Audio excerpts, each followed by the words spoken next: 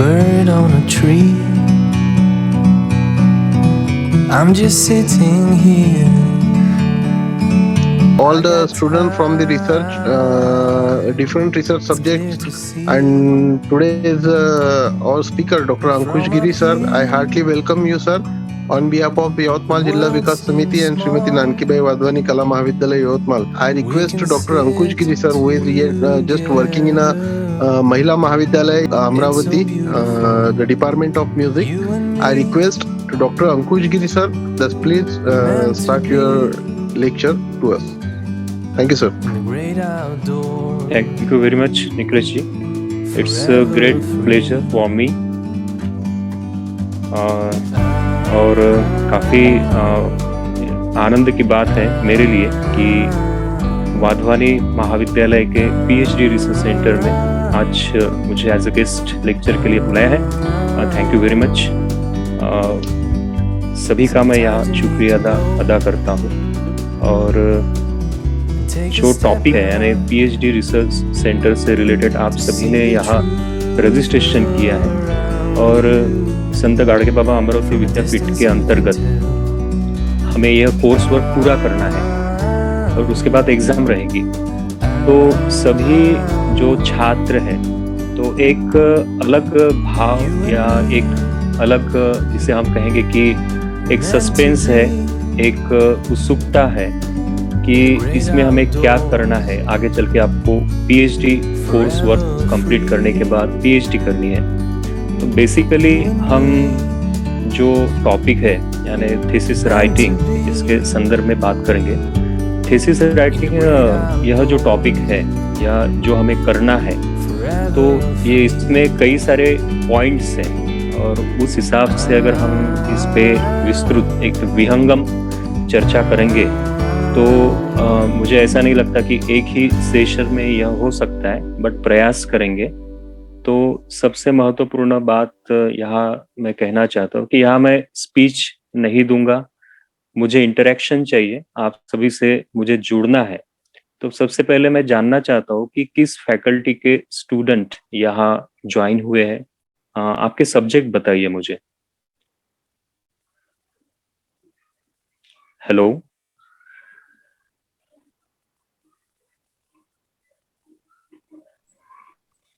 Sir Rahul Wankhede, music. Okay Rahul ji आप हो. Okay हाँ म्यूजिक. ओके. और सर प्रणीता वाकोड़े. और कौन से डिसिप्लिन से है और बाकी hello. Hello. Yes sir, I am Praneeta Wakode हाँ. And my subject is music. Okay Praneeta ji. Okay. और कौन से डिसिप्लिन से हैं यानी उस हिसाब से मैं यहाँ यानी जो सर हमारे हिस्ट्री, टॉपिक से वो डिलीवर कर. हाँ sorry to interrupt. History, home economics, music and Hindi, this 4 subject is there. Nikhil ji आपका आवाज नहीं आ रहा है. हाँ. History, home economics, Hindi and music, यानी ऑल द 4 सब्जेक्ट. यस.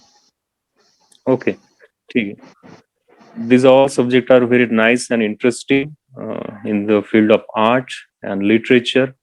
तो सबसे महत्वपूर्ण बात यह है कि हम शुरुआत करते हैं कि ये जो बीज है रिसर्च का, जो बीज है यानी सबसे महत्वपूर्ण बात यहाँ यह आती है कि जिस विषय पे हम काम करना चाहते हैं, एक तो हमारा सब्जेक्ट है, उस सब्जेक्ट से हम बिलोंग करते हैं और PG तक, नेट तक हमारी कई सारी स्टडी हो चुकी है यानी पेट एग्जाम भी आपने दी है. तो इस विषय पे जब हम कोई भी विषय जो रहता है उसमें अगर हम रिसर्च करना चाहते हैं तो research is a different things. ठीक है. तो इसकी कुछ मेथोडोलॉजीज है, उस मेथोडोलॉजी से हमें काम करना है. तो यह जब हम करते हैं तो कई सारी ऐसी बातें हैं, कई सारी मेथोडोलॉजीज है, कई सारी टेक्निक्स है और इन सभी को लेके जो हमारा संकल्प है या जो हमें करने की चाह है वो हमें करना है.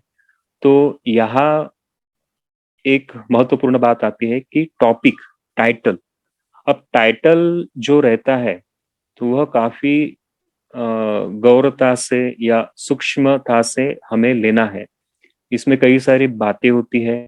जब एक्चुअल इंटरव्यू रहेगा, यानी आरआरसी में आपका जब एक्चुअल इंटरव्यू रहेगा और एक्सपर्ट जब वहां रहेंगे, तो कई सारे डायमेंशन से वह आपको क्वेश्चनिंग करेंगे कि आपका टॉपिक किस तरह से आपने लिया है और आपका नॉलेज, यानी जो भी आपने उसका पूर्व अनुमान लगाया या पूर्व जो आपने इसका स्टडी किया है, उस स्टडी की डेप्थ क्या है, यह सब देखा जाता है। तो सबसे महत्वपूर्ण बात जो टॉपिक से रिलेटेड रहती है, यानी शीर्षक जो है, यहाँ से हम शुरू करेंगे। तो शीर्षक कैसा होना चाहिए? अब यह जो न्यू गाइडलाइंस आई है, यानी यूजीसी की अगर हम बात करें या नेशनल एजुकेशन पॉलिसी की अगर हम बात करें, तो अभी यहाँ रिसर्च के लिए काफी स्कोप है, not only the student, for the faculty also. तो फैकल्टी के लिए भी और स्टूडेंट के लिए भी। अब यह जो पीएचडी आप कर रहे हो, तो इसका इम्पोर्टेंस क्या है? अब इम्पोर्टेंस का जो लेवलिंग है, अब यह लेवलिंग रहता है, यानी जो रीजनल एरिया जो है, इस एरिया में जिससे हम बिलोंग करते हैं, यह एक रीजनल एरिया है। फिर हम कहेंगे स्टेट, बाद में नेशनल और इंटरनेशनल। हमारे हमारा जो टॉपिक है, पीएचडी का जो टॉपिक रहता है, तो वह टॉपिक इन रिलेवेंस से बिलोंग करना चाहिए कि इसका जो इम्पोर्टेंस है, यह रीजनल है, स्टेट है, नेशनल है, इंटरनेशनल लेवल पे इसका इम्पोर्टेंस होना चाहिए। उस पॉइंट ऑफ व्यू से हमें हमारे रिसर्च के बारे में सोचना है। अब यह सोचते वक्त कई सारी बातें आती है कि अभी जो न्यू गाइडलाइन आई है, यानी यूजीसी की जो पीएचडी से रिलेटेड जो गाइडलाइन आई है, और यह जो कोर्स वर्क कंपलसरी किया है जो पहले नहीं था, तो इसका इम्पोर्टेंस ये है कि जो रिसर्च एटीट्यूड है, रिसर्च मेथोडोलॉजी जो है, इसका सही ज्ञान सभी छात्रों को होना चाहिए। इसलिए यह कोर्स वर्क किया है। कई बार ऐसा देखा जाता है कि जो थेसिस जो रहता है या जो पीएचडी वर्क रहता है, तो इसमें कई सारे बातें मिस होती है। अब हमारे भी यूनिवर्सिटी में कई सारे जो टॉपिक्स है, जिसे हम कहेंगे कि फॉर्मेट्स है, उन फॉर्मेट के जरिए आपका पूरा रिसर्च परखा जाता है। अब इतना आसान नहीं रहा। अभी अभी की जो बात है, जब भी आप आपका वर्क करोगे, जो फर्स्ट स्टेप आपकी है, यानी एग्जाम पास आउट होने के बाद जब आपका सिनॉप्सिस आप सबमिट करते हो, तो उस सिनॉप्सिस में कई सारी बातें हैं कि जो देखी जाएंगे। तो पहला जो मेन टॉपिक रहता है कि जिस पे कई सारा डिस्कशन होता है, यानी मान लीजिए कि 1 आवर अगर आपका इंटरव्यू है, तो उसमें नियर अबाउट हाफ आवर आपके टॉपिक पे ही बातें होती है कि उसका इम्पोर्टेंस क्या है।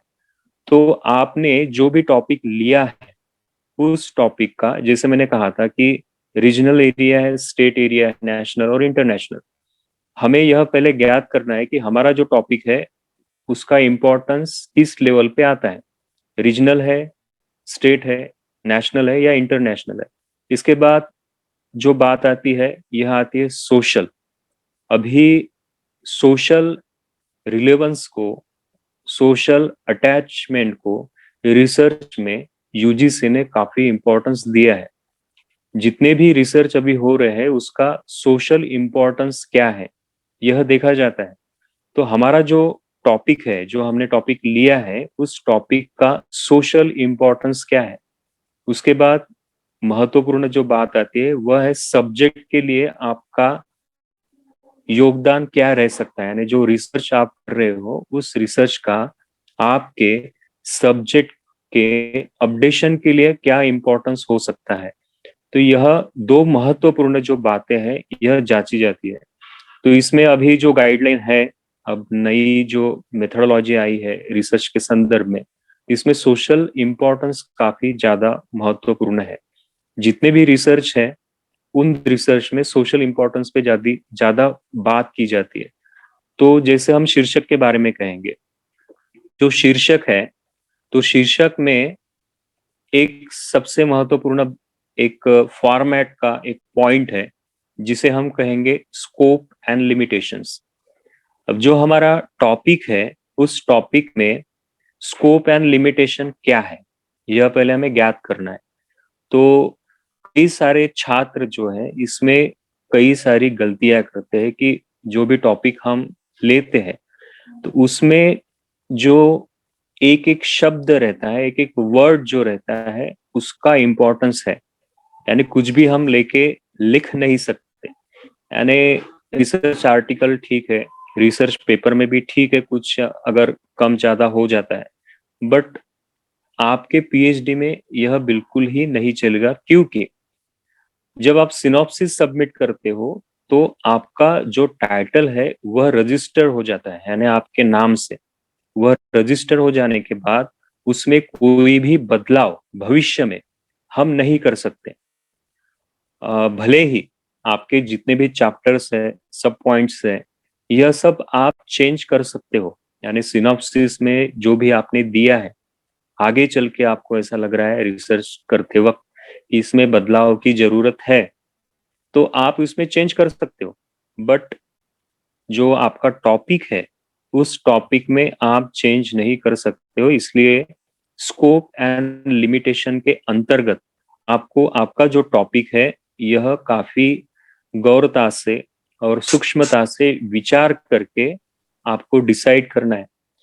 तो कोई भी एक टॉपिक हम लेते हैं कि आप जिस विषय पे पीएचडी कर रहे हो, तो कोई भी मुझे एक टॉपिक बताइए, उस टॉपिक के जरिए हम बात करेंगे। तो ऐसा एक कोई भी टॉपिक मुझे बताइए, यानी आप जितने भी यहाँ प्रेजेंट हो, तो आपने जो भी सोचा है कि इस विषय पे मुझे रिसर्च करनी है, पीएचडी करनी है, तो कोई भी एक टॉपिक मुझे बताइए, उस टॉपिक के जरिए हम बात करेंगे। एनीबॉडी? राहुल जी, तुमचा टॉपिक सांगा.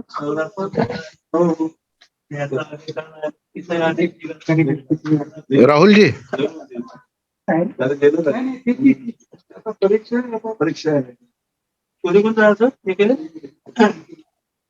हाँ, कोई भी राहुल एक टॉपिक वानखेडे, बताइए ना मुझे, किसी भी सब्जेक्ट का प्रणीता. चलेगा, कोई भी सब्जेक्ट।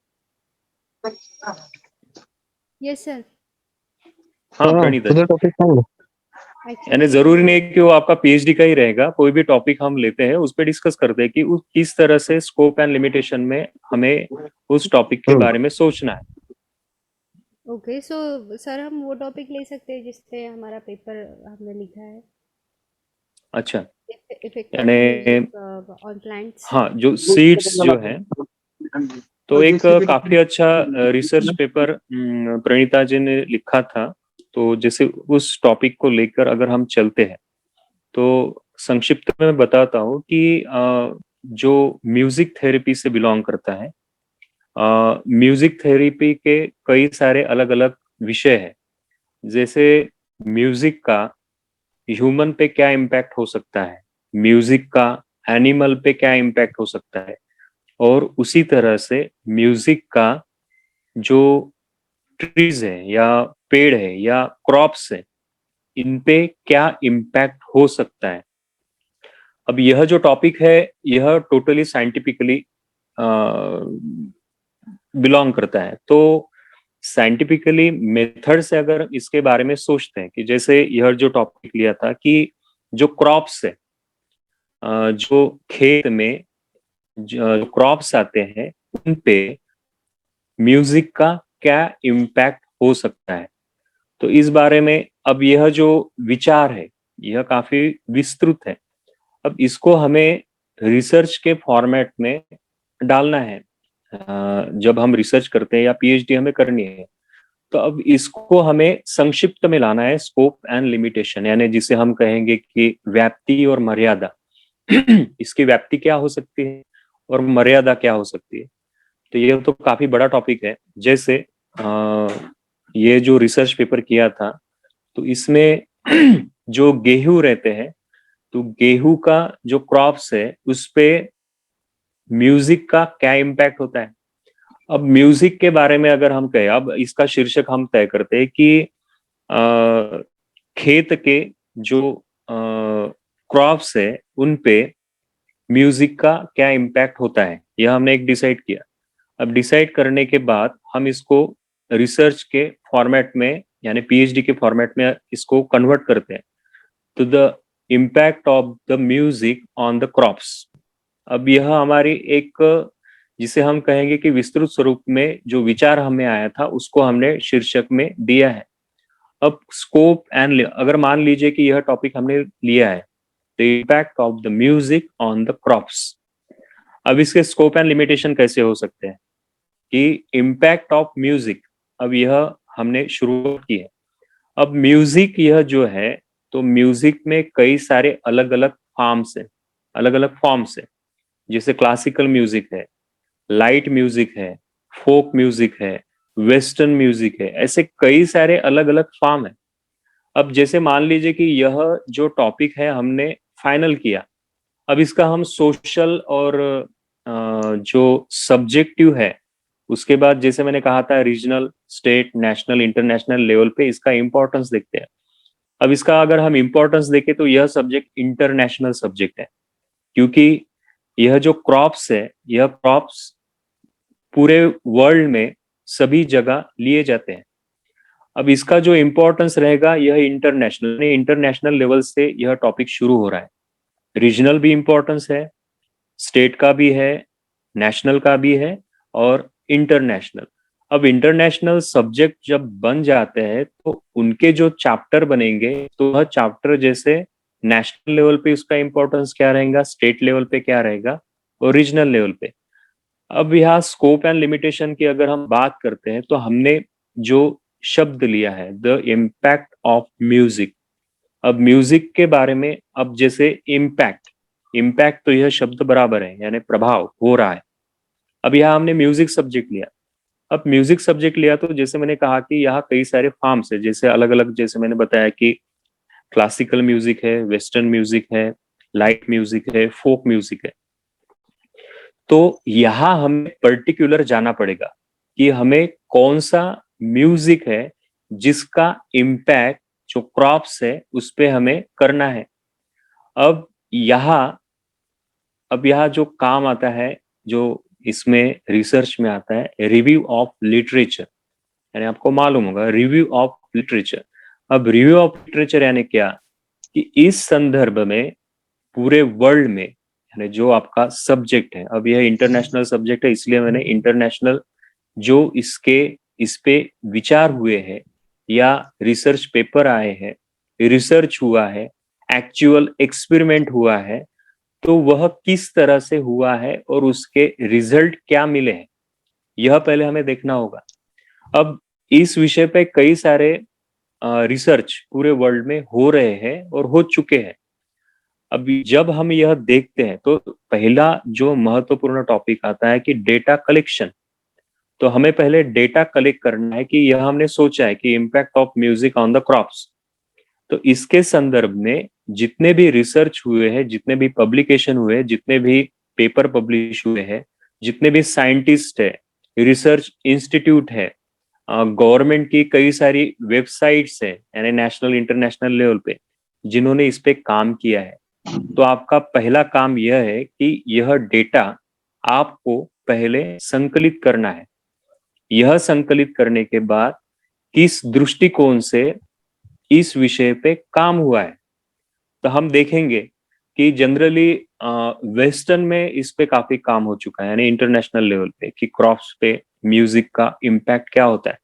अब वहां जो म्यूजिक यूज किया है, जनरली जो म्यूजिकल इम्पैक्ट जो होता है, बीथोवन है, मोजार्ट है, इनकी जो हार्मनी, मेलोडी, सोनेट्स जो है, इनका इम्पैक्ट जो है वह क्रॉप्स पे, या क्लासिकल म्यूजिक जो है, जैसे हम ऑस्ट्रेलिया अगर जाते हैं तो ओपेरा है, तो यह कई सारे अलग अलग प्रकार है, उनका इम्पैक्ट इस पे लिया गया है।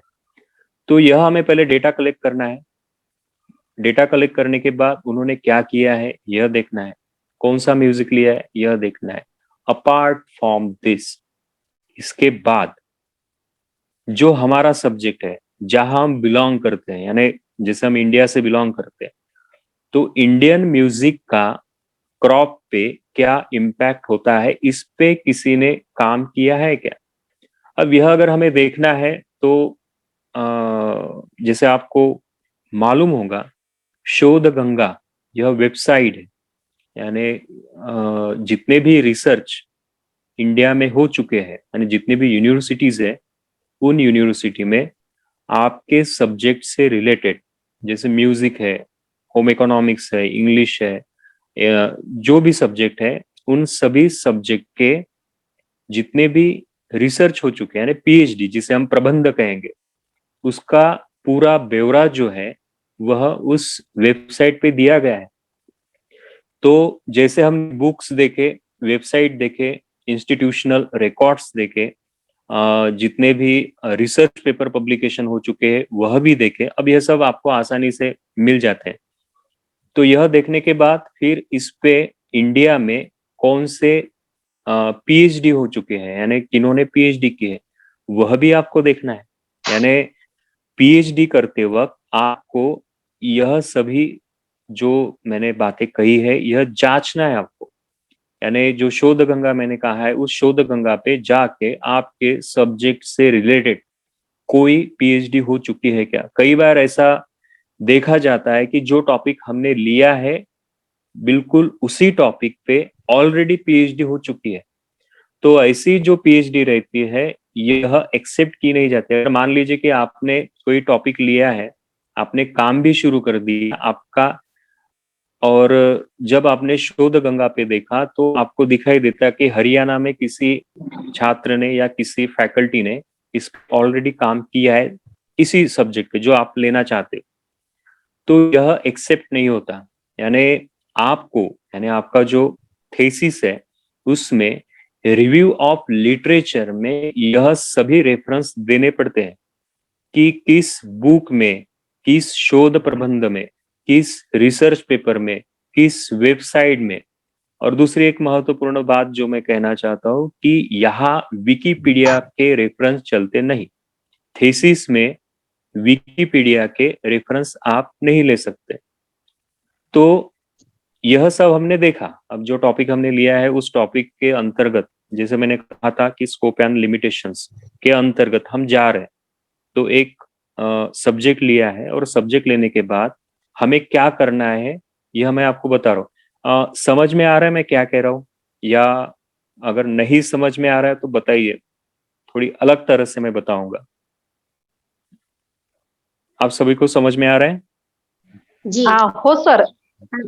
हाँ, अगर नहीं समझ आ रहा है तो फिर से बताइए, मैं और सरल भाषा में इसे एक्सप्लेन करूंगा, ठीक है? तो आपका पहला कार्य क्या है? पहला कार्य यह है कि review of literature, these all are the parts of your thesis. जब आप थेसिस राइटिंग करते हो तो थेसिस राइटिंग में यह सब पॉइंट्स आते हैं। मैं रिसर्च के पॉइंट ऑफ व्यू से आपको बता रहा हूँ। यानी एक पीपीटी बना ली और ये टॉपिक है, वो टॉपिक है, फिर हाइपोथेसिस है, रिसर्च मेथोडोलॉजी है, उसके बाद रिव्यू ऑफ लिटरेचर है, स्कोप एंड लिमिटेशन है। यह मुझे इस तरह से आपसे बात नहीं करनी है, मुझे एक्चुअल रिसर्च में क्या होता है यह मुझे आपको बताना है। तो कोई भी टॉपिक अगर आप लेते हो तो आपका पहला कार्य यह है कि आपको क्या करना है कि आपको पहले डेटा कलेक्ट करना है। इससे टॉपिक से रिलेटेड जितनी भी इंफॉर्मेशन है वो आपको कलेक्ट करनी है। कलेक्ट करने के बाद रिव्यू ऑफ लिटरेचर में यह सब आपको देना है। तो जैसे इम्पैक्ट के बारे में मैंने कहा कि impact of the music on the crops. किसी का तो भी माइक शुरू है, सुरेखा जी, हाँ सुरेखा जी प्लीज आपका म्यूट। हाँ, तो जैसे मैंने आपको कहा कि जो टॉपिक हमने लिया है उस टॉपिक से रिलेटेड जितने भी डेटा हमें मिला है वो हमें कलेक्ट करना है।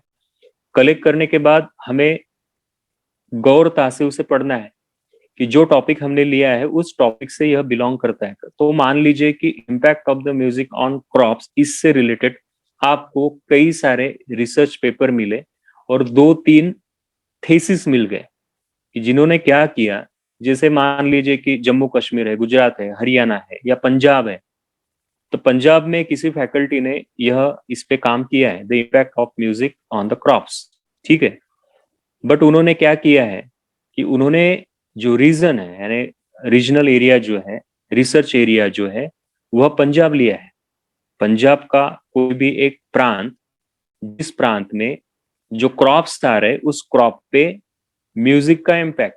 अब यह एक आपको मिल गया कि जो आपके सब्जेक्ट से बिलोंग करता है। अब जब आप वह रिसर्च पेपर या वो थीसिस जब आप पढ़ते हो तो पढ़ने के बाद आपको देखना है कि उन्होंने कौन से म्यूजिक का जो प्रभाव है, जो इम्पैक्ट है, वह क्रॉस पे लिया है। फिर यह देखने के बाद आपको दिखाई दे रहा है कि जो फोक म्यूजिक है यानी पंजाबी फोक है, उस पे उन्होंने काम किया है, या क्लासिकल म्यूजिक है, उनका जो इम्पैक्ट है उन पे उन्होंने काम किया है। फिर यहाँ क्या हो रहा है कि यहाँ हमें सिमिलरिटी मिल रही है, तो यह सिमिलरिटी हमें देखनी है। और जितने भी सिमिलरिटी आती है वह आप सभी को, जो मैंने कहा रिव्यू ऑफ लिटरेचर जो है, इसमें आपको यह रेफरेंस देने हैं। और यह सब रेफरेंस हो जाने के बाद आपको आपका जो टॉपिक है इनसे अलग बनाना है। अब जैसे द इम्पैक्ट ऑफ म्यूजिक, इस पे हम बात कर रहे हैं, तो यह होते हुए म्यूजिक पर हम आ गए। अब म्यूजिक में कई सारे शेड्स है, जैसे मैंने बताया कि क्लासिकल है, सेमी क्लासिकल है, उसके बाद लाइट है, कई सारे फोक है, फिल्मी है, कई सारे म्यूजिक के फॉर्म्स है। तो हम डिसाइड करना है कि कौन सा फॉर्म लेना है, यानी इंडियन क्लासिकल लेना है या उपशास्त्रीय लेना है। अब क्लासिकल में भी जाते हैं तो उसमें भी कई सारे प्रकार हैं। इंस्ट्रूमेंटल है, इंस्ट्रूमेंटल म्यूजिक अलग है। उसके बाद होकल है, अगर होकल में भी जाते हैं तो उसमें मेल सिंगर अलग है, लेडी सिंगर अलग है। और उसके भी बाद और अंदर हम जाते हैं तो फिर राग है, राग समय है। तो इन सभी बातों पर हमें गौर करके जो हमारा शीर्षक है उस शीर्षक में यह सभी बातें आनी चाहिए। तो हमने ऐसा डिसाइड किया कि म्यूजिक जो वर्ड हमने लिया है तो उसमें हम ऐसा करेंगे कि क्लासिकल म्यूजिक। अब क्लासिकल म्यूजिक हमने कर दिया कि the impact of Indian classical music. अब इंडियन क्लासिक म्यूजिक की अगर हम बात करते हैं तो इंडियन क्लासिक म्यूजिक में भी दो अलग फॉर्म है, एक नॉर्थ इंडियन म्यूजिक है और एक साउथ इंडियन म्यूजिक सिस्टम है। तो हमें साउथ इंडियन पे काम करना है या नॉर्थ इंडियन पे काम करना है, तो फिर हम डिसाइड, जो हमारे यहाँ जो प्रचलित है महाराष्ट्र में, कि नॉर्थ इंडियन। फिर हम जाएंगे नॉर्थ इंडियन में। अब वहाँ एक शब्द और ऐड हो गया कि impact of north Indian classical music. अब यहाँ तक हम आ गए, यानी जैसे म्यूजिक, यह जो सब्जेक्ट, जो वर्ड था, उस म्यूजिक वर्ड को हमने पर्टिकुलर बनाया, यानी जो हमें चाहिए था वहां तक उसे हम ले गए।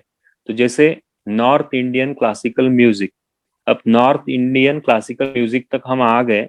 अब इसमें और डिटेल अगर हमें जाना है तो इतना डिटेल शीर्षक में होना जरूरी नहीं है, पर एक जो जिसे हम कहेंगे कि विषय के अंतर्गत क्या आप व्यक्त करना चाहते हो, तो यह व्यक्त हो रहा है कि हम काम किस पे कर रहे हैं, कि हम नॉर्थ इंडियन क्लासिकल म्यूजिक पे काम कर रहे हैं, यहाँ यह तय हो गया। तो इस तरह से हर शब्द पे अब आगे चलते हैं कि the impact of north Indian classical music on crops. अब ये जो क्रॉप है, ये क्रॉप्स कौन से हैं? अब क्रॉप्स के भी कई सारे प्रकार हैं, यानी अगर हम देखें तो जैसे गेहूं है, चावल है, जो अनाज जो रहती है अलग अलग टाइप की, वह अलग अलग है। उसके बाद जैसे बागायती जो ये रहते खेत रहते, तो उसमें जैसे फ्रूट्स हम देखेंगे कि अलग अलग टाइप्स के फ्रूट्स हैं। तो हमें फ्रूट्स पे काम करना है या क्रॉप्स पे काम करना है, तो यह भी हमें ज्ञात होना चाहिए कि हमें एग्जैक्टली क्या करना है। तो जैसे मान लीजिए कि जो गेहूं है तो उस पे हमें काम करना है, तो हम उस शीर्षक को इस तरह से, क्रॉप्स जो है उस क्रॉप्स भी हम पर्टिकुलर करेंगे। एक तो वो फ्रूट्स रहेंगे या क्रॉप्स रहेंगे, क्रॉप्स में भी पर्टिकुलर, जैसे मैंने कहा चावल है, गेहूं है, तो यह हमें वहां लिखना पड़ेगा। और उसके बाद जो हमारा रिसर्च एरिया है, कि आप रिसर्च कहाँ कर रहे हो, किस एरिया में कर रहे हो, आपकी रिसर्च लैब कहाँ है, तो वह भी हमें लिखना पड़ेगा आगे चल के इन विदर्भ एरिया। अब एरिया डिसाइड करते वक्त भी हमें देखना चाहिए कि जो डेटा कलेक्शन है या जो एक्चुअल फील्ड जो है जहां हमें काम करना है, उसका जो दायरा है हमें कितना रखना है। अब यह डिसाइड होता है कि जो छात्र है उस छात्र की क्षमता क्या है। अगर उस जो छात्र है उसकी क्षमता अगर अच्छी है, वो अच्छी तरह से उसको एलेबोरेट कर सकता है, या एक्चुअल फील्ड वर्क में काम करने की उसकी इच्छा है, तो उस इच्छा के अनुरूप वह जो एरिया है, रिसर्च एरिया है, उसको डिसाइड कर सकता है। यानी जैसे मैंने विदर्भ कहा, अब विदर्भ का भी अगर हम विचार करते हैं तो विदर्भ भी काफी बड़ा है। उसमें भी अगर डिस्ट्रिक्ट वाइज जाते हैं, जैसे यवतमाल है, अमरावती है, अकोला है, तो यह भी आप कर सकते हैं इन अकोला रीजन, इन अमरावती या इन यवतमाल। या आपका दायरा अगर ज्यादा है तो फिर आप महाराष्ट्र भी ले सकते हो। अगर आपको नेशनल लेवल पे अगर सभी जो क्रॉप्स है उस पे अलग अलग जो म्यूजिक के इम्पैक्ट है वह अगर आपको देखना है, तो उसको भी आप नेशनल लेवल पर ले जा सकते हो, पर इसमें आपको काम ज्यादा करना पड़ेगा। तो महत्वपूर्ण बात यह है कि आपका अप्रोच क्या है, आप रिसर्च किस तरह से करना चाहते हो। तो इसीलिए अपनी जो लिमिटेशंस है, यानी आपकी जो एक्चुअल लिमिटेशन है, वह आपको ज्ञात करनी है और उसके हिसाब से आपको आपका जो टॉपिक है वह तय करना है। तो शीर्षक जो रहता है यह काफी इम्पोर्टेंस है, और शीर्षक के अंतर्गत ही हमें हमारा रजिस्ट्रेशन है वह हो जाता है, और उसमें कोई भी बदलाव बाद में हम कर नहीं सकते। तो यह जितनी भी बातें मैंने आपको बताई है कि जो इम्पोर्टेंस जो है कि स्कोप एंड लिमिटेशन क्या होना चाहिए, उसके बाद जैसे मैंने कहा था कि डेटा कलेक्शन, जितना ज्यादा डेटा आप कलेक्ट करते हो और उसका रिव्यू करते हो, उस पे काम करते हो, उतना ही बलशाली आपका जो रिसर्च है, रिसर्च टॉपिक है, वह बनता है। और जब एक्चुअल आपका इंटरव्यू जब रहता है तो उस इंटरव्यू में यही जांचा परखा जाता है। जैसे हम जब इंटरव्यू लेने जाते हैं पीएचडी छात्रों का, तो उसमें यही देखते हैं कि इन सभी बातों पे जो छात्र है उन्होंने गौर किया है क्या। जैसे पहला टॉपिक हमने लिया था the impact of music on the crops. अगर यह टॉपिक लेके कोई छात्र आता है, तो अगर मेरे सामने आता है तो मैं इन सभी पॉइंट ऑफ व्यू से उस छात्र को क्वेश्चनिंग करूंगा कि आपने म्यूजिक तो कहा है, म्यूजिक तो इंटरनेशनली अगर इसका विचार करें तो कई सारे शेड्स है, आपने फिर वेस्टर्न म्यूजिक पे भी काम कर रहे हो क्या, फोक पे भी कर रहे हो क्या, इंडियन क्लासिकल, यानी ऐसे कई सारे सवालात वहां उपस्थित हो जाते हैं। तो हमें जब हम शीर्षक तय करते हैं तो हमें यह सोचना है कि उस पे कम से कम क्वेश्चनिंग हो, यानी जो एक्चुअल वर्क हम कर रहे हैं तो उस वर्क का जो जिसे हम कहेंगे मितार्थ, जो मितार्थ है, जिसे सरल भाषा में कहेंगे तो निचोड़ जो है, वह हमारे शीर्षक में दिखाई देना चाहिए। तो इतना इम्पोर्टेंस, यानी इन सभी बातों का इम्पोर्टेंस हमारे शीर्षक में रहता है, क्योंकि शीर्षक जो रहता है यह काफी महत्वपूर्ण रहता है सभी पॉइंट ऑफ व्यू से। जैसे अभी हमने शीर्षक के बारे में सविस्तर बात की है, तो अब उसका नेक्स्ट पार्ट, जैसे आप एक्चुअल जब रिसर्च करते हो, तो जैसे इसके संदर्भ में मैं कहा था कि आपको डेटा कलेक्शन है वह आपको करना है। अब डेटा कलेक्शन जो है इसके सोर्स भी मैंने आपको बताया कि जैसे आप जो ऑथेंटिक वेबसाइट है, मैंने एक जिक्र किया था कि विकिपीडिया के रेफरेंस यहाँ नहीं चलते। तो आपको इस संदर्भ में जितने भी वेबसाइट है ऑथेंटिक, इंस्टीट्यूशनल, यानी कोई रिसर्च से रिलेटेड है या आपके सब्जेक्ट से रिलेटेड है, ऐसी ऑथेंटिक जो वेबसाइट है उनका रेफरेंस आप ले सकते हो। उसके बाद रिसर्च पेपर है, उसके बाद जो प्रबंध मैंने कहा है यानी थीसिस जो रहते हैं वह भी आप रेफरेंस में ले सकते हो। बुक्स है यानी जो अलग अलग बुक्स रहते हैं, बुक्स भी आप ले सकते हो। इंटरनेट के जरिए, यूट्यूब के जरिए यानी जो ऑथेंटिक है उनका भी रेफरेंस आप आपके थीसिस में, आपके रिसर्च में ले सकते हो यानी डेटा कलेक्शन के लिए। अब इसके बाद जो महत्वपूर्ण बात है कि यह सब हो जाने के बाद एक्चुअल इंटरव्यू जो रहता है वह काफी इम्पोर्टेंट रहता है हमारे रिसर्च में, कि आपके सब्जेक्ट में जितने भी एक्सपर्ट है रिलेटेड टू योर सब्जेक्ट, तो उन एक्सपर्ट से अगर आप मिलते हो, उनका इंटरव्यू अगर आप लेते हो, तो आपको कई सारे जो सवाल है, जो समस्या है, जो क्वेश्चंस है, जो आपके मन में उपस्थित हो चुके हैं, तो उनका हल वह आसानी से दे सकते हैं। तो किताबों में या नेट पे ढूंढने की आवश्यकता आपको नहीं। जैसे हमने बात की थी कि जो डेटा कलेक्शन है वह कहाँ से आप प्राप्त कर सकते हैं, इसके बारे में भी हमने चर्चा की। तो यह डेटा ऑथेंटिक होना काफी जरूरी है। तो इसके अलग अलग जो सोर्स है उसके बारे में मैंने आपको कहा, और इन सोर्स के जरिए आप रेफरेंसेस ले सकते हो। यह हो जाने के बाद जो रिसर्च है, इस रिसर्च में जैसे कई सारे पॉइंट्स है, जैसे अब थीसिस राइटिंग के बारे में जो हमारा मेन टॉपिक था, तो थीसिस राइटिंग में सबसे महत्वपूर्ण जो बात थी वह थी टाइटल।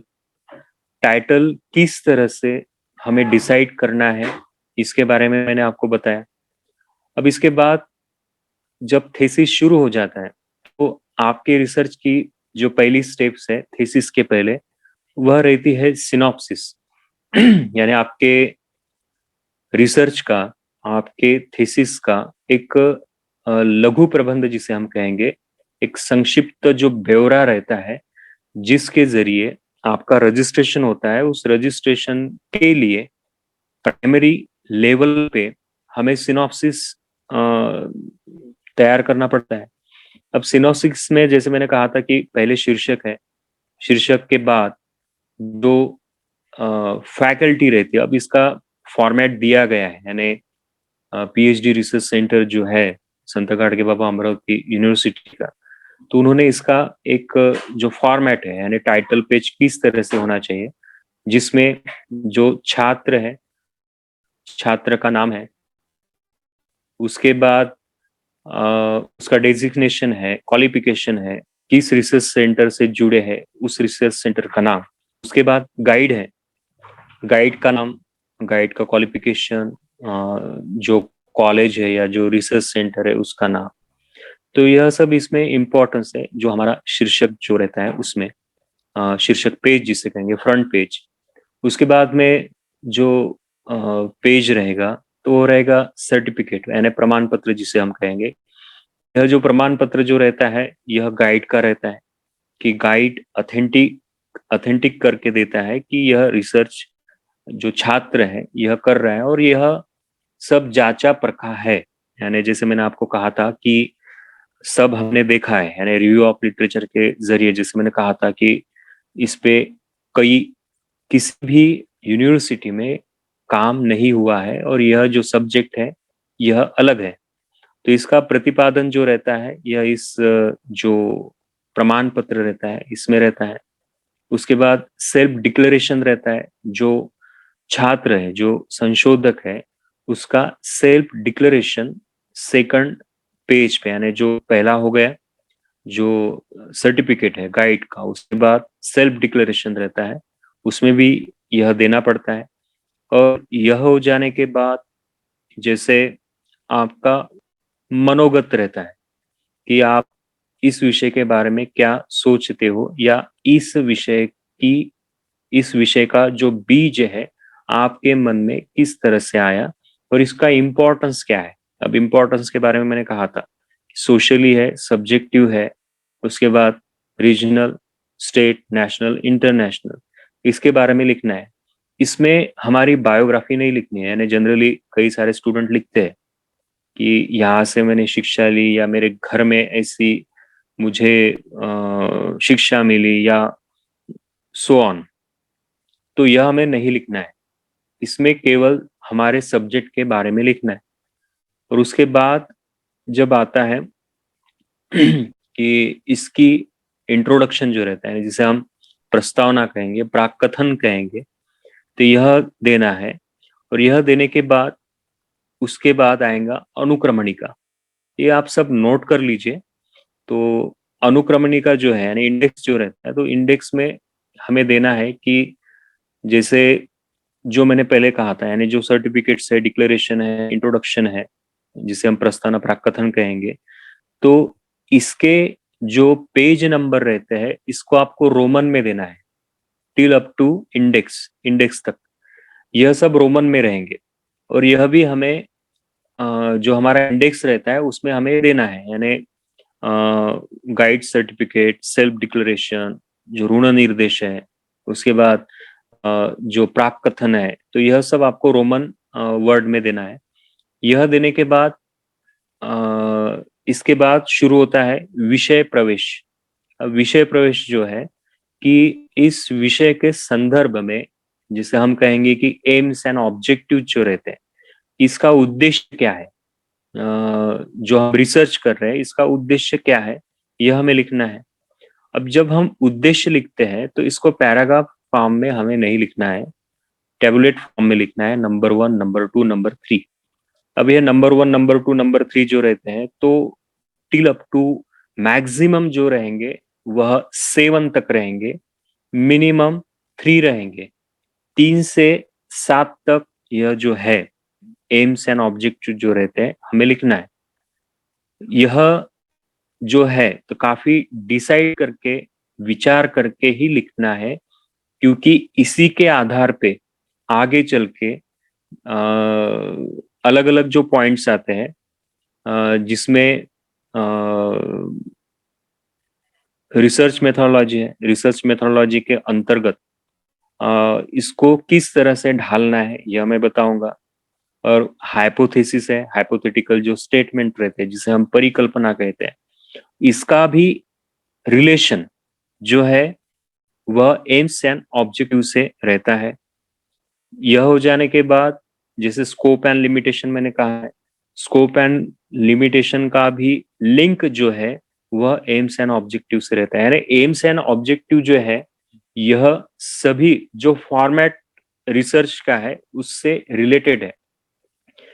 यानी मैं ऐसा कहना चाहूंगा कि कोई भी कड़ी जो है, यानी कोई भी पॉइंट अगर हम अलग निकालते हैं तो वह निकालने के बाद पूरा रिसर्च ही बाहर आ जाता है। यानी ऐसा इंटरलिंकिंग इन सभी जो पॉइंट्स है इनमें होना चाहिए। नहीं तो ऐसा होता है कि एम्स एंड ऑब्जेक्टिव कुछ अलग रहते हैं, हाइपोथेटिकल जो स्टेटमेंट रहते हैं वो कुछ अलग रहते हैं, रिसर्च मेथोडोलॉजी कुछ अलग ही तरफ चली जाते हैं। कॉपी पेस्ट जिसे हम कहेंगे कि किसी के थीसिस की जो रिसर्च मेथोडोलॉजी है वह हमने कॉपी पेस्ट की है। तब रिसर्च मेथोडोलॉजी में भी जैसे मैंने कहा था कि डेटा कलेक्शन जो है वह किन अलग अलग फॉर्म में आपने कलेक्ट किया है इसका ब्यौरा हमें देना है। अब साइंटिफिकल मेथड से जा रहे हैं, प्रैक्टिकल बेस अगर आपका रिसर्च है तो प्रैक्टिकल बेस में कौन सी रिसर्च मेथोडोलॉजी आप यूज कर रहे हो, इसकी लेवल क्या है। यानी जनरली जो 4 लेवल इनके रहते हैं, स्टेप 1, स्टेप 2, स्टेप 3, स्टेप 4। तो यह स्टेप आपकी क्या रहेंगी, इस स्टेप में आप किस फॉर्म में एक्चुअल रिसर्च कर रहे हो, आपकी रिसर्च लैब कौन सी है, आपका जो एरिया है वह कौन सा है, यह सब हमें रिसर्च मेथोडोलॉजी में देना है कि हम इसमें एक्चुअल क्या कर रहे हैं। यह जैसे मैंने कहा था कि एम्स एंड ऑब्जेक्टिव जो है इसका इम्पोर्टेंस सभी जो पॉइंट्स इनमें आता है। अब हमने विषय प्रवेश किया, विषय प्रवेश में इसका जो इंट्रोडक्टरी जो मैटर है वह हमें देना है।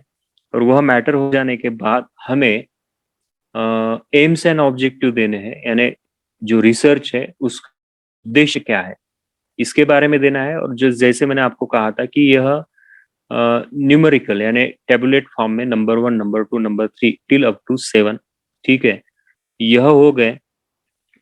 तो आपके अब यह एम्स एंड ऑब्जेक्टिव कैसे रहेंगे कि आपके जो चैप्टर है, जैसे मान लीजिए कि आपने 3 या 4 चैप्टर आपके हो रहे, तो यह जो चैप्टर रहेंगे ना, तो यह चैप्टर ही आपके एम्स एंड ऑब्जेक्टिव में आएंगे। नंबर 1, नंबर 2, नंबर 3, मान लीजिए कि 3 चैप्टर आपने बनाए हैं, तो नंबर 1 का जो चैप्टर रहेगा वह चैप्टर जो है, तो उसमें जो आप कहना चाहते हो या जो एक्सप्लेन करना चाहते हो उसका संक्षिप्त में एक सेंटेंस में एम्स एंड ऑब्जेक्टिव में आएगा। Second chapter, third chapter, fourth chapter, जैसे मैंने कहा कि अप टू 7 एंड मैक्सिमम हो गए, मिनिमम 3, और जो मॉडरेट हम कहेंगे, जो बैलेंसिंग कहेंगे, ज्यादा से ज्यादा 5। तो यह हमें एम्स एंड ऑब्जेक्टिव में लेना है। तो इस तरह से पहले से अगर आप विचार करते हो तो आपको यह जो सिनॉप्सिस है या थेसिस है, यह लिखने में आसानी जाएगी। नहीं तो क्या होता है कि जैसे एम्स एंड ऑब्जेक्टिव हमने लिख लिए, बाद में रिसर्च मेथोडोलॉजी ले ली, तो यह अलग अलग हो जाते हैं, इनका कोऑर्डिनेशन नहीं रहता। तो यह रिसर्च में नहीं होना चाहिए। आपको क्या करना है कि आपके एम्स एंड ऑब्जेक्टिव जो है, यह रीड है, यह स्पाइनल कॉर्ड है आपके रिसर्च का। तो इनको लेके हमें अगला जो स्ट्रक्चर है, यानी पूरा जो हमारा थीसिस रहने वाला है, हमारा रिसर्च रहने वाला है, इनका जो न्यू है, जिसे मैंने कहा था कि यह रीड है, तो इनको लेकर ही हमें आगे चलना है।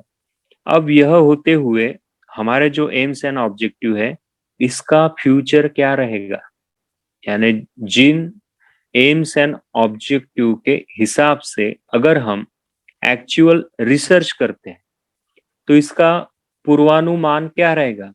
यानी जैसे मान लीजिए कि मुझे अमरावती से यवतमाल आना है, तो मैं कहूंगा कि कल 10 बजे तक मैं यवतमाल में आ जाऊंगा।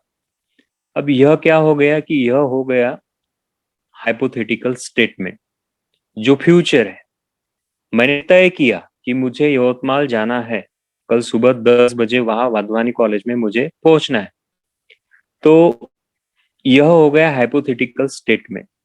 अब मैं किस लिए जा रहा हूँ, जैसे मान लीजिए कि स्पीच लेक्चर देने के लिए आपके यहाँ 10 बजे आ रहा हूँ, तो ये हाइपोथेटिकल स्टेटमेंट मेरा हो गया जो मैंने आज कह दिया। जैसे कल निखिलेश सर ने लिंक आपको भेजी कि आज मेरा लेक्चर है, तो यह कल का पूर्वानुमान था और जो आज एक्चुअली हो रहा है।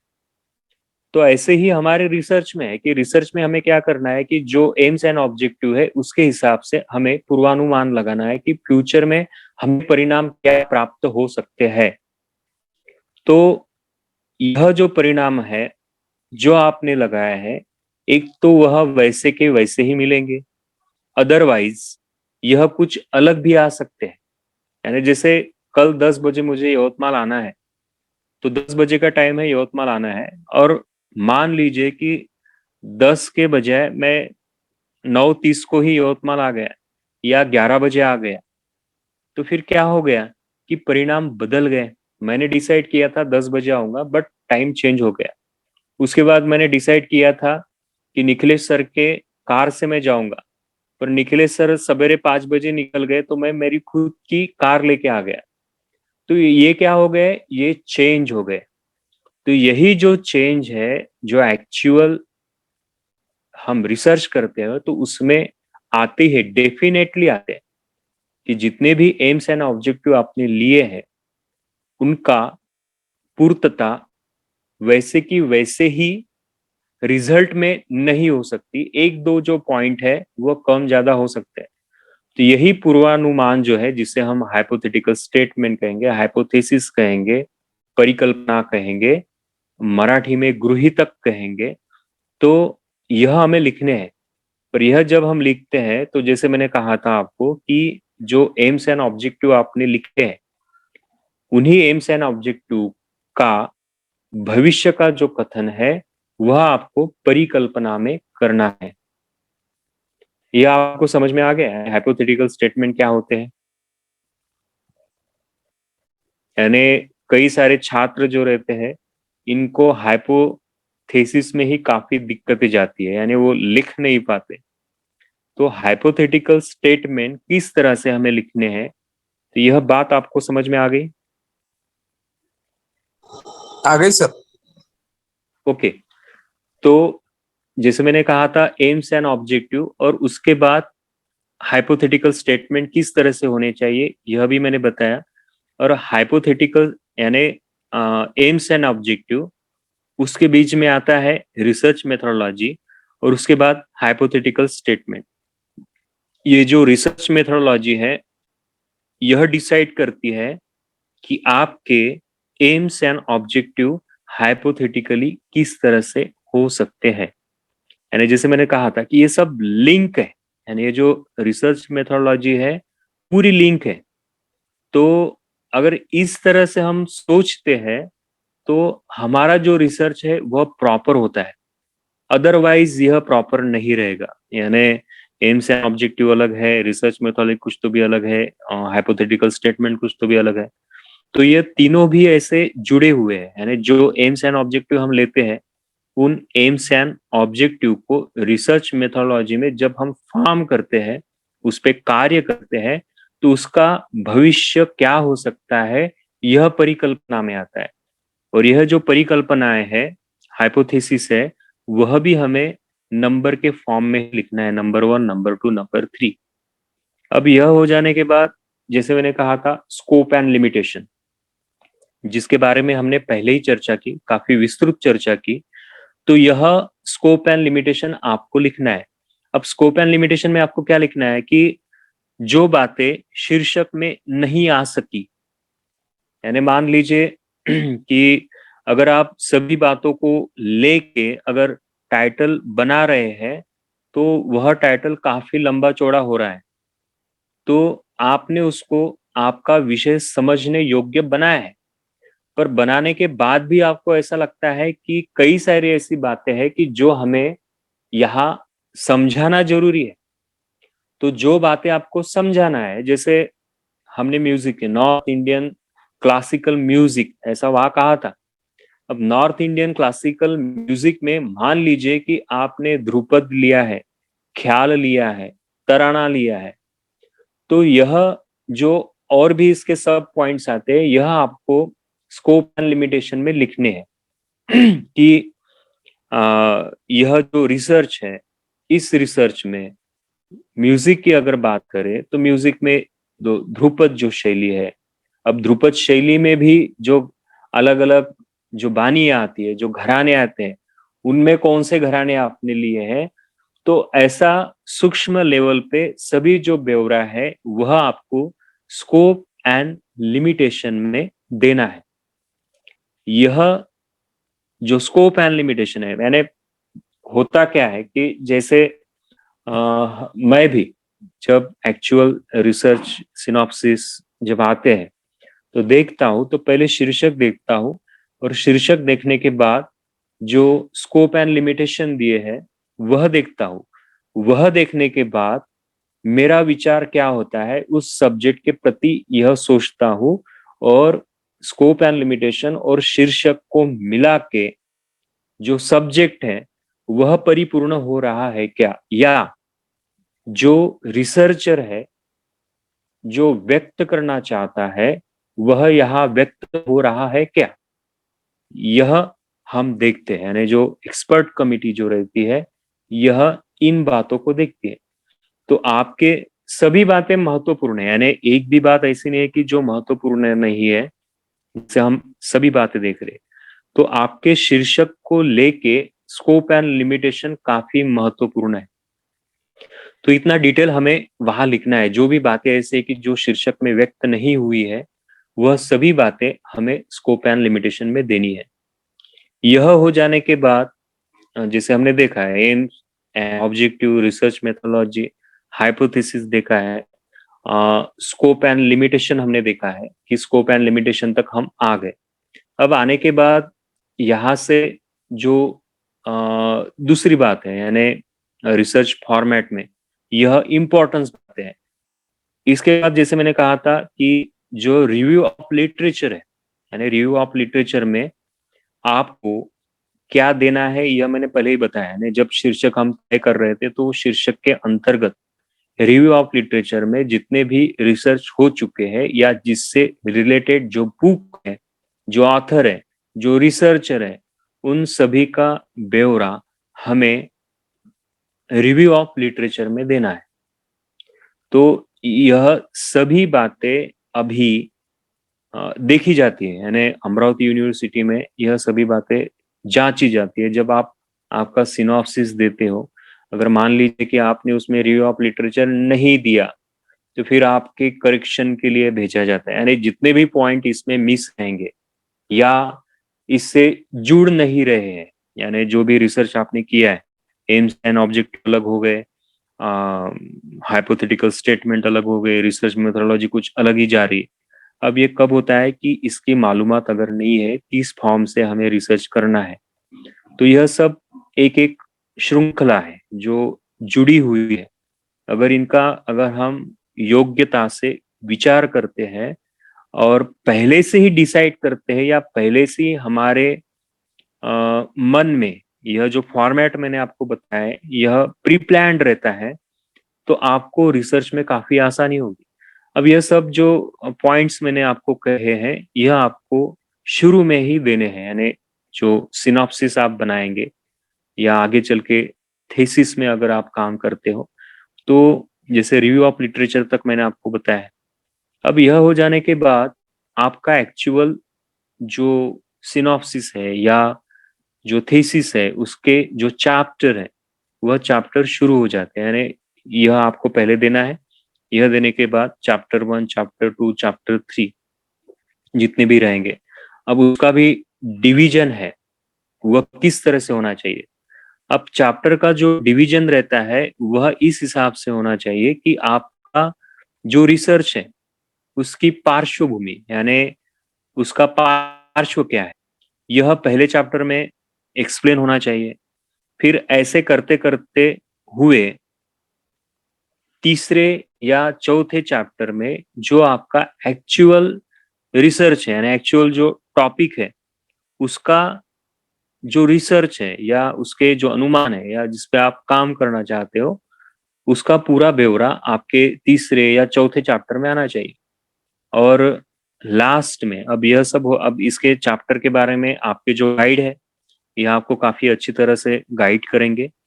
और लास्ट में जो रहता है जिसे हम कहेंगे कंक्लूजन, जो रहता है उपसंहार जिसे हम कहेंगे, कि उपसंहार में आपको क्या करना है कि उपसंहार में आपको सभी चैप्टर में जो परिणाम आपको मिले हैं, जो कंक्लूजन आपको मिले हैं वह देने हैं, वह चैप्टर वाइज देने हैं। यानी पहले तो एक जिसे हम कहेंगे कि इंट्रोडक्टरी तो हर इसमें रहेगा, हर चैप्टर में रहेगा, जो कंक्लूजन है उसमें भी रहेगा, और इंट्रोडक्शन के बाद हर चैप्टर में आपको क्या मिला है यह उसके जो परिणाम है यह आपको देने हैं।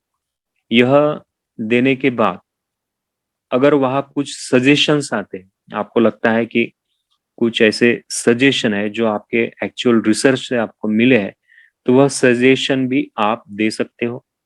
और लास्ट में रेफरेंसेस है। अब रेफरेंसेस देने की कई सारे अलग अलग पैटर्न्स हैं, जैसे APA स्टाइल है, अमेरिकन साइकोलॉजिकल एसोसिएशन जो है उनका जो फॉर्मेट है यह जनरली हमारे इंडिया में यूज किया जाता है। तो जो रेफरेंसेस है, अब यह जो रेफरेंस जो मैं कह रहा हूँ यानी जो संदर्भ सूची है, यह संदर्भ सूची लास्ट की जो मैं कह रहा हूँ, बट हर चैप्टर में जितने भी रेफरेंस आपने लिए हैं चैप्टर पूरा हो जाने के बाद आपको वही देने हैं। यानी एक चैप्टर में जितने भी बुक्स लिए हैं, जैसे मान लीजिए आपने 10 बुक्स लिए हैं पहले चैप्टर में, तो वह बुक्स जो है उस चैप्टर के बाद ही देने। अब इसका सीक्वेंस कैसा रहेगा, एक तो आप ऑथर का नाम पहले लीजिए या बुक का नाम पहले लीजिए, उसके बाद ऑथर या बुक जो भी आप डिसाइड करते हैं। जैसे हम कहेंगे कि पहले हम बुक लेते हैं, उसके बाद ऑथर लेते हैं, तो बुक के बाद कॉमा देना है, उसके बाद ऑथर कॉमा, ऑथर के बाद जो पब्लिकेशन है, जो प्रकाशन है, वह आपको देना है। प्रकाशन के बाद आपको इसकी जो एडिशन है, जिसे हम कहेंगे आवृत्ति जो रहती है, वह आपको देनी है। आवृत्ति देने के बाद इसका जो ईयर है, जिस ईयर में वह पब्लिकेश हुई है, यानी कोई भी साल जो रहता है, वह साल वहां देना है। और उसके बाद जो पेज है, जिस पेज से आपने यह रेफरेंस लिया है, वह पेज नंबर आपको देना है। तो यह जनरली एपीएस स्टाइल जो रहती है, इस पैटर्न में रहती है। तो यह स्टाइल आखिरी तक आपको इसी फॉर्म में देनी है, यानी कहीं तो भी आपने पब्लिकेशन पहले दे दिया, बाद में राइटर दे दिया, ऐसा नहीं चलेगा। यह जो पैटर्न मैंने आपको बताया है, इसी पैटर्न में आपको यह रेफरेंसेस देने हैं।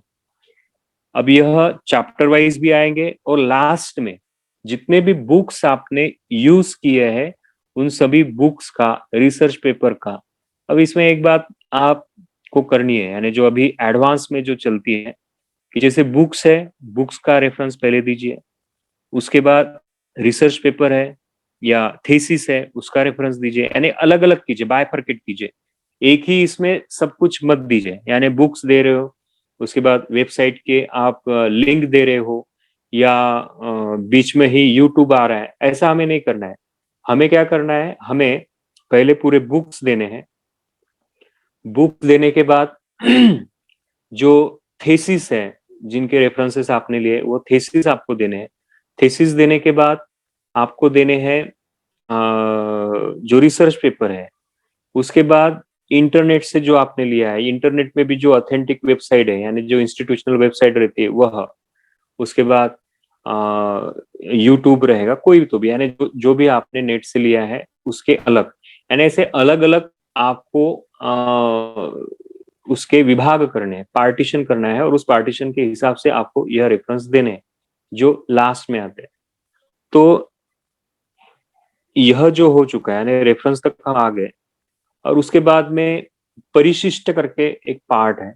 अब परिशिष्ट क्या रहते हैं, तो परिशिष्ट में ऐसी सभी बातें, जो बातें आपके रिसर्च में आप नहीं दे सके। अब कौन सी बातें नहीं दे सके, जैसे क्वेश्चन आ रहे हैं जब आप इंटरव्यू लेने जाते हो, या सर्वे है, सर्वे का एनालिसिस है, स्टैटिस्टिकल एनालिसिस है, क्वेश्चनर है, कोई फोटोग्राफ्स है, कुछ कंपैरिजन है, कुछ टेबल्स है, जो आपने थीसिस में नहीं दिए है, बट आपको लगता है कि वह देना जरूरी है।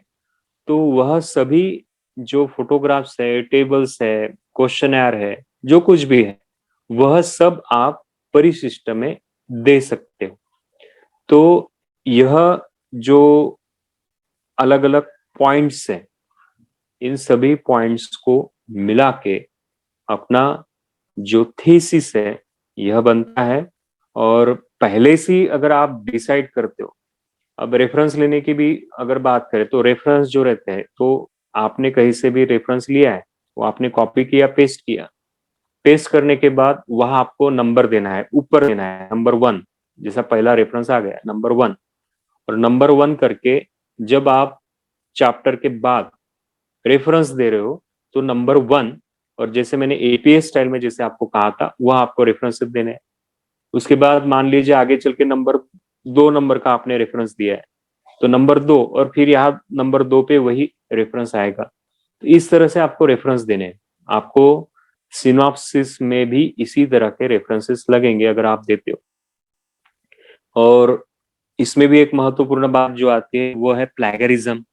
प्लैगरिज्म आपको मालूम होगा कि कॉपी पेस्ट जो रहता है, वह थीसिस में नहीं चलेगा। उसकी लिमिटेशंस दी गई है, यानी जितने भी आप रेफरेंस ले रहे हो, उस रेफरेंस की लिमिटेशन है 30%।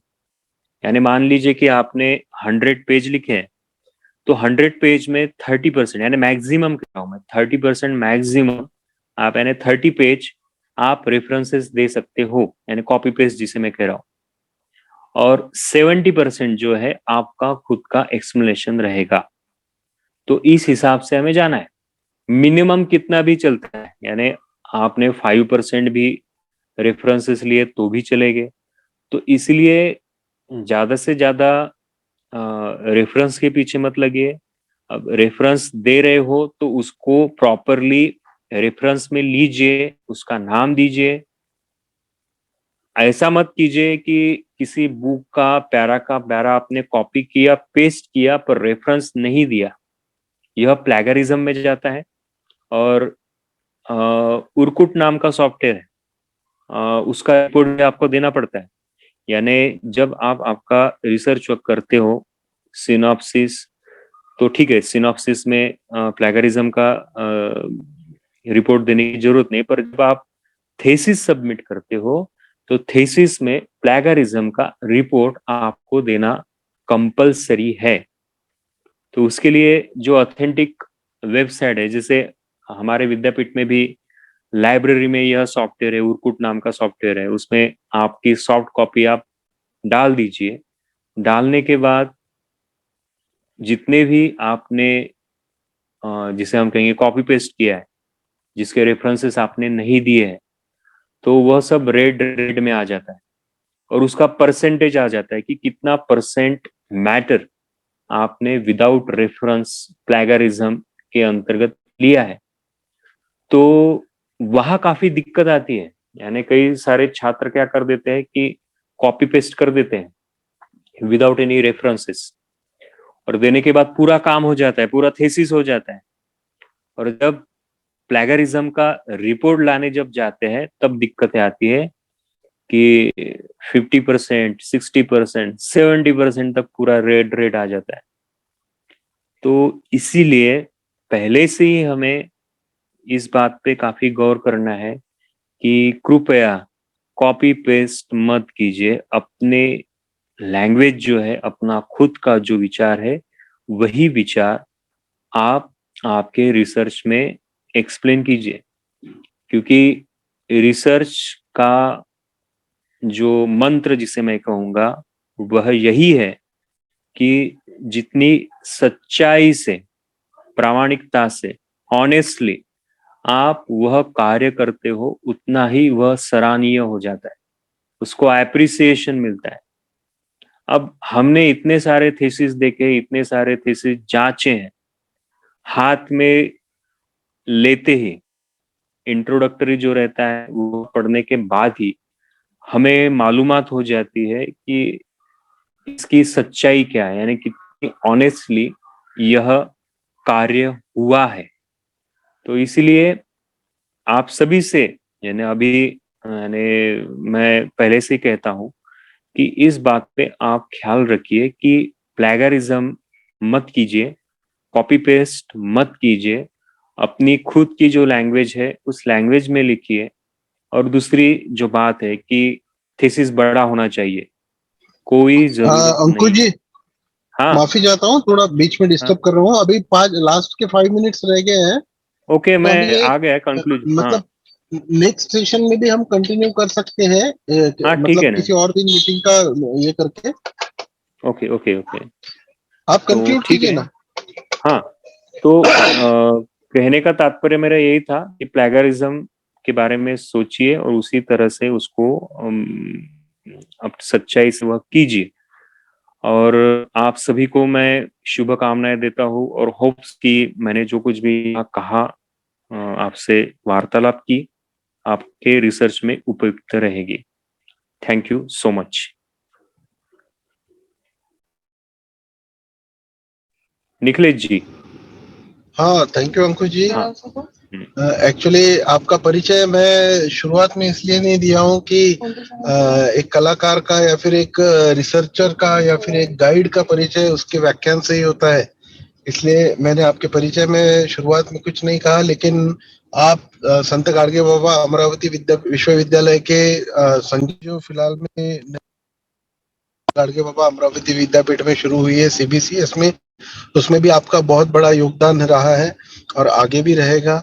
और आपने आज इस लेक्चर के दौरान जिन जिन विषयों पर प्रकाश डाला है, जिन जिन विषयों का सूक्ष्मतम अध्ययन आपने लड़कों को, हमारे विद्यार्थियों को किया है, उसके लिए मैं आपका बहुत बहुत आभारी हूँ। यवतमाळ जिला विकास समिति और श्रीमती जानकीबाई वाधवानी कला महाविद्यालय की तरफ से मैं आपका आभारी हूँ। कि आप ऐसे ही सहयोग हमें आगे भी और लेक्चर्स में देते रहे और इन विषयों से हमें अवगत कराते रहे। आज समय के पाबंदी के कारण आज का लेक्चर हम यहाँ डिसकंटिन्यू करते हैं और इसी लेक्चर्स को लेकर हम अगले भी 1-2 सेशंस कंटिन्यू करेंगे। उसकी लिंक सभी विद्यार्थियों को दी जाएगी। मैं सभी विद्यार्थी From up here, इन सब विषयों का अध्ययन किया।